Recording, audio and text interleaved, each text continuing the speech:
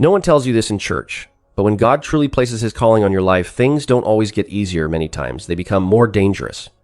Many Christians believe that true anointing attracts comfort when, in reality, it almost always attracts conflict. If you've ever wondered, why does everything feel harder right when I decided to obey God? This is for you, my brothers and sisters. Why is this more serious than it seems? Because if you don't understand what's happening in the spiritual realm, you'll think God has abandoned you or that you're doing something wrong, when in reality, he is confirming you. Hell does not waste energy on the ordinary. It targets what God chooses. To know if you are under this process, you need to recognize the 5 signs that you are dangerously anointed. First, you face unexplainable spiritual warfare. You don't need to have done anything wrong to be attacked. Your simple obedience is already a threat to the enemy. Sudden confusion or emotional heaviness out of nowhere are not coincidences.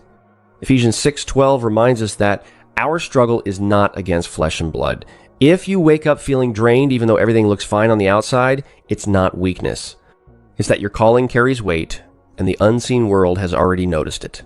Second, you go through the wilderness of isolation. When God anoints you, he often separates you. Friendships fade and you feel misunderstood. But hear this, isolation is God's classroom. Hosea 2:14 reveals this process. Therefore, behold, I will allure her, will bring her into the wilderness and speak comfort to her. Think about David or Joseph. Their isolation was not abandonment, it was preparation.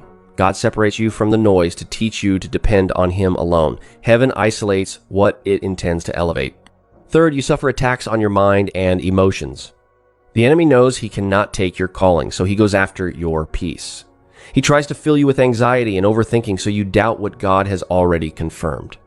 Elijah experienced this right after calling down fire from heaven. He fled into the wilderness depressed.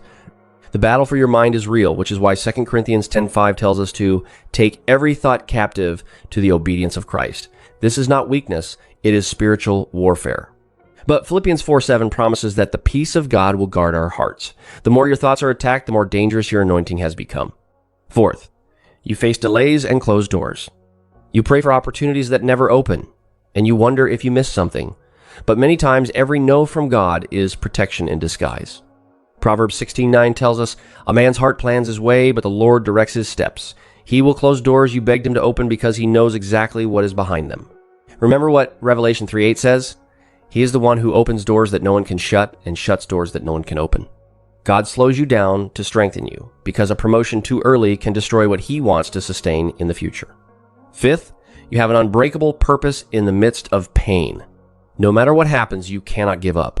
You may cry, doubt, and feel unworthy, but something inside you refuses to back down. As Paul said in 2 Corinthians 4:8, we are hard-pressed on every side, yet not crushed. Anointing does not remove pain from your life. It gives your pain a purpose.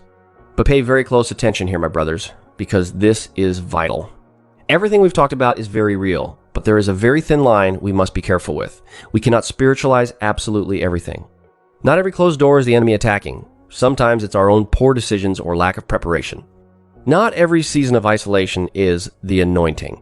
Sometimes it means we need to work on our character. And if you are dealing with constant anxiety or severe mental exhaustion, don't ignore that many times these are psychological, emotional, or physical stress issues that haven't been addressed. Following Jesus is not a curse, nor does it mean your life will be a constant tragedy full of attacks. On the contrary, being in him means that even in the middle of the fire and our own human mistakes, he gives us peace, mental clarity, and the strength to move forward. He did not call you to destroy you with heavy burdens. He called you to give you abundant life and peace in the midst of any storm. If you are willing to endure this process with maturity, taking responsibility and trusting in his grace, write this in the comments. Lord, sustain my anointing and give me your peace.